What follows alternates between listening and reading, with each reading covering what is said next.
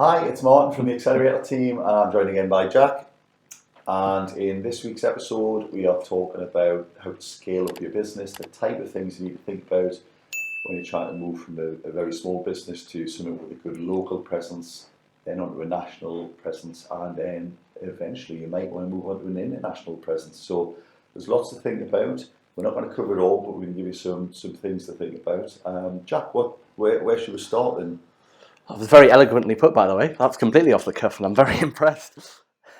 Well, typically, as an accountant, you always have to start with the finance stuff, when we're talking about expansion. And I suppose the first thing in terms of finance is maybe thinking about, how are you going to raise it? Where's that money coming from to help you expand? Is it something like, is it organic? Is it just something that's you've kind of built up a little nest egg over time of savings, you've got a bit of excess cash, and it's like, well, brilliant, what am I going to put it to use rather than sticking it in the bank? Or is it the case you're going to be borrowing? And then borrowing, I mean, there's almost kind of endless possibilities in terms of borrowing down the kind of traditional high street or alternative lenders, and then maybe into like venture capitalists, stuff like that. I suppose the speed at which you want to do it will help decide those things, won't it? If you want to go with a massive splash, you might need to get some proper external capital from a venture capitalist, or your Dragon's Den type thing. Mm-hmm. You only need like a couple of $100,000 to do something, or a couple of million quid. If you've got a bit of money and you just need a bit more, bank is where they'll go. Well, if you risk yours, we can risk ours. Well, you might say, well, I don't mind. I'll do this over many years, and I'll just do a branch every 5 years when I've got the money. But it'll take a long time to get there, won't it? Yeah, I mean that's the important thing to consider is it's all to do with your risk appetite.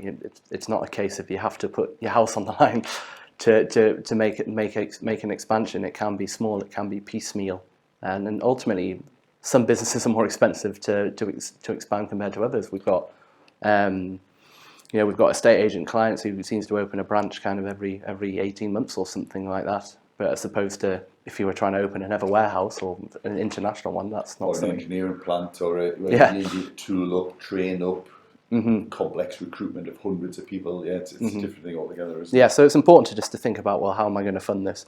And then obviously on top of that, you've got kind of the tax side of things and the really boring nitty-gritty stuff in terms of VAT, which neither of us are in any position to talk about, other than there's bound to be some kind of VAT effect on no matter what you do. As soon as you go over the border, that is, yeah. Because obviously, let's assume you've got your cash flow, let's assume you've got your source of finance, let's assume that you're comfortable it's going to work in the place you're trying to expand onto, but we'll come on to that.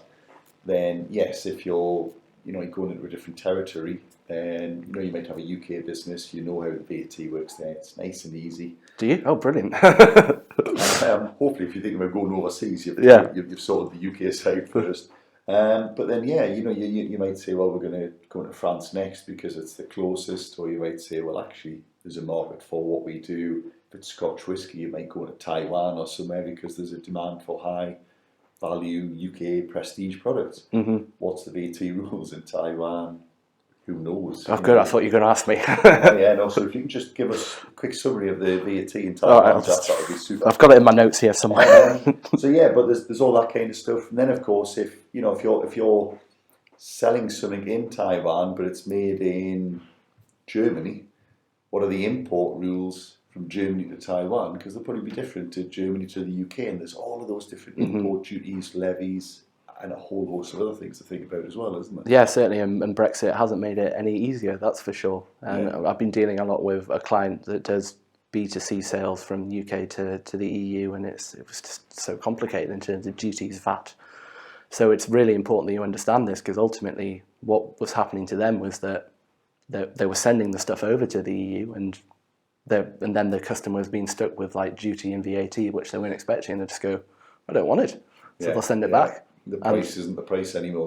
Yeah, and that's bad enough if it's a 25 quid, piece of clothing, but suddenly if you're dealing with very, very big pieces of equipment where the VAT, big charges, that can make a huge difference. Yeah. So that is so important. And just even if you say, well, we've got all that sorted, you've still got to think of the admin. You might have to register in any country that you're operating in for VAT. You might need a payroll in that country if you're employing people there. And again, we'll come on to recruitment as one of the things to think about. But yeah, you've got to think really carefully about, you can't just say, oh great, we've got a customer in Taiwan, let's do it. There's much more to it than that, isn't there? Yeah, go in gun-ho. Absolutely. So yeah, and then of course, just finally on the tax as well, there are very intricate rules about where income is charged. So most people kind of go, Starbucks pay no tax. It's not that they don't pay any tax, it's that a lot of their income actually goes across to other countries because of the way they've structured their deals. There's nothing to stop anyone doing that. It's just normally that the bigger guys who've got bigger pockets and can get better advice. But you've still got to think about, well, where's the actual income being generated? You know, if you're selling something you've made in the UK and you're selling it to Taiwan, you would only expect the markup to be taxed in the country of sale. So, you know, there's stuff like that to be aware of as well. And of course, you don't normally pay tax twice on the same income. So depending on which country you're in, you might pay all of your tax in Taiwan, but you might still have a base in the UK and pay tax. Yeah, there's lots to think about. Yeah. We've got kind of culture around here and country culture, and we've got a load of notes as to what we think this is going to affect, but you can't just assume because we like doing something in this country and we do it a certain way that that's going to be easily replicated, can you? I mean, you can even break it down on a regional basis. That there's some stuff that differentiates, you know, the northeast from the southwest, and Scotland and Wales. Everything's there's small things, and that gets kind of amplified over international borders. And it's right. It's not a given that assuming that it works in the UK that it's guaranteed to work overseas. So it's been, particularly if it's your first tentative steps out into the international market, you've got to be thinking carefully about where that's going to be. Yeah. Maybe launching you know, your alcoholic brand into Dubai maybe not be the best idea, because you might be struggling a little bit there. Yeah.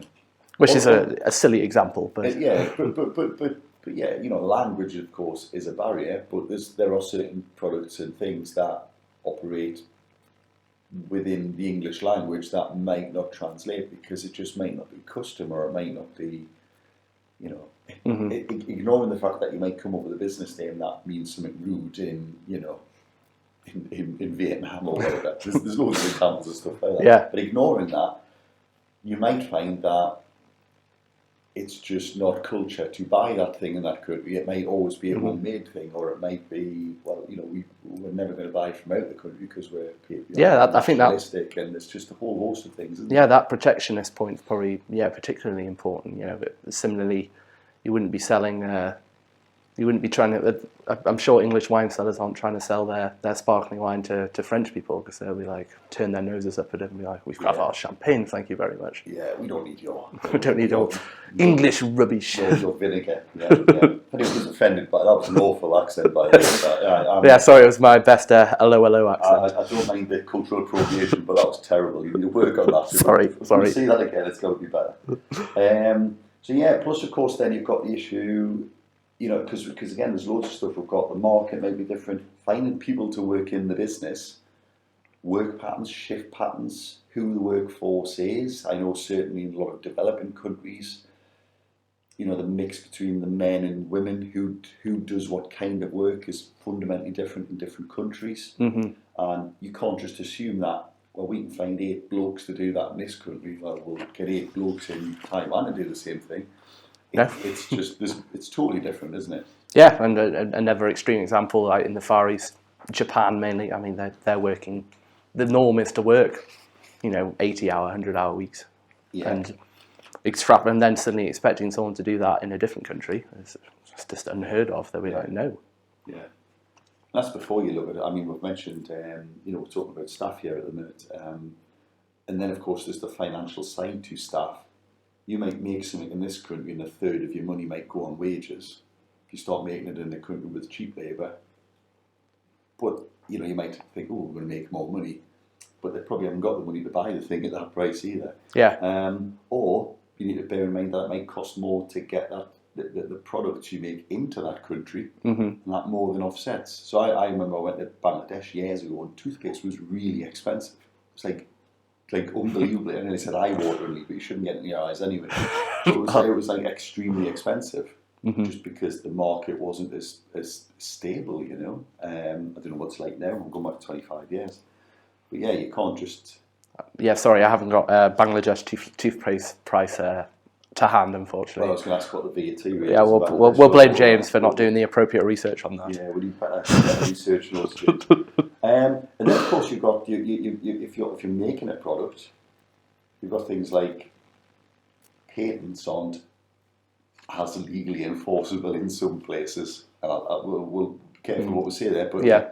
You might think, well, you know, we're covered in the UK, we're the only people that can do that. We've got the license, or you know, we've got sole rights to make this thing. But other countries don't always take things as correctly, and you know, you might find that as soon as you've introduced it, there they'll take it off you, do it better.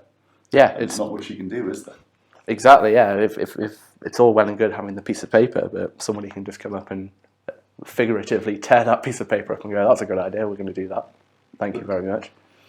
And I suppose on the flip side of that is this, understanding not just the employment culture but also the law as well. It's going to be, you don't want to be doing setting up your first international business or structure and just not understanding, you know, basic stuff like holiday pay and stuff like that, because you could end up being quite expensive. But also the UK is fairly heavily regulated in most areas, so I can't immediately think of somewhere more heavily regulated. But it might be that something that's widely available here is actually illegal or outlawed there. I know athletes get caught up because they can take a hay fever medicine here, but you know, if they're playing tennis in Australia, it's like outlawed there by, I'm making that up as an example, but it's like you can't just assume that you can just be allowed to do that there. That sounds awful, but hopefully that sounds better to you, listener. And of course, we're assuming here as well, Jack, that we've got a business that's ready to be rolled out and replicated in other places. Most people aren't in that position, are they? Most people don't have a really super tight ship that they can just go, let's do that again. Yeah, I think if you were speaking to a business owner, they'd be honest that regardless of how successful it is, they always think that there's improvements to be made on their processes. But I think we use the example of how things are done well is using fast food restaurants, and McDonald's is probably the best example of replicating processes, because you can have a burger up the road at Cowgate and then have the exact same one in Hong Kong, because the processes are just absolutely nailed on and everyone is replicating them. There's no deviation whatsoever. Yeah. And that's either to the detriment to the more snobbish people out there who like a bit more fancier burgers, but you can't criticise them for being inconsistent. That's for sure. Well, consistency is key, and you've used the burger as consistent, but also you need to make sure that the team do things in the same way. They get the same burger every time because when their meat comes in, something happens to it the same way every time, with the same oil every time you used to do. So if you're trying to do something that has to be the same everywhere, you've got to make sure you've actually got that. Sounds basically but written down. It needs to be a written process, doesn't it? So you can go, well, here's how we do it. Yeah. Because otherwise, you're never going to replicate that. Like in my example before, you're never going to get 8 UK blokes who probably do it 8 different ways anyway in this country. If you just recruit 8 blokes in Germany and say crack on, the result's never going to be the same, is it, unless you've got that well-defined process. Yeah, I mean, you could probably get 6 different fry cooks from 6 different countries in McDonald's, and they would talk you through, and it would be identical how they prepared something. Yeah, log. Yeah. But you compare that to someone else in a factory. You probably have 3 people doing the same job, and they would tell you 3 different ways how they do it, and they're not even doing the same way. Yeah, so it becomes more difficult, and as you scale that up, and the other factors that we've talked about make things so much more difficult. What about the recruitment as well then, Jack? I think we might have covered this a little bit when we talked about the culture and things like that, but you can't just, again, presume that you can replicate even just like your team hierarchy and your hourly rate. So if you've got 8 blokes here who you've got 1 gaffer, 7 labourers, you can't just assume you're going to be able to do that type of thing in another country, just because of not least the labour laws. The labourers might be more valued in other countries than because I think some of the Scandinavian countries have got like lower differences between high scale and low scale, so that model might not work there. But even that, how are you going to actually physically find the staff either? Well, it's what's really interesting is a lot of businesses, growing businesses, work on kind of the entrepreneurial model of management, whereas essentially it's the owner manager, he's at the top, he makes all the decisions, and it's generally quite a flat line of employees underneath him, maybe a couple of levels of people. But that, obviously, as we know, that can't work when you're working in two different locations, because fair enough, you can just about manage that team of 6 or 8 people, but then suddenly you're expected to put the exact same amount of time with another team. Put in the geographical factors, it just becomes impossible. One team to manage the other, haven't you? Because you've built yourself into the system instead of building yourself out of the system. Yeah, and that's the one thing that we encourage people, encourage our clients that are looking at growth, is that you ultimately need to take yourself out of the picture. Talk about the 10 hats. You need to start offloading those hats, so you can actually take that position above the structure and you can look over it. And that's the only way it can really be managed. I think you probably need to presume that you're building a business ready for sale, and a business that's ready for sale is a business that can work without you. Yeah. You need to go down that road even if you're not planning the sale, I think, because you need to be able to, you need other people to be able to run that other place, don't you? You need to demonstrate the value of it as a standalone entity, and that's generally where we're... If you can't, it means it doesn't stand up on its own, which means it's going to take your time. Yeah, you are basically the business, and unfortunately, you can't sell yourself as part of the business, because the plan is obviously if you want to sell it, it's because you don't want to be there anymore. Yeah. So we've been talking so far then, Jack, as if you're going to, as the business owner, you're going to grow into these places. You're going to solve all of the other issues we've mentioned, and you're going to grow in.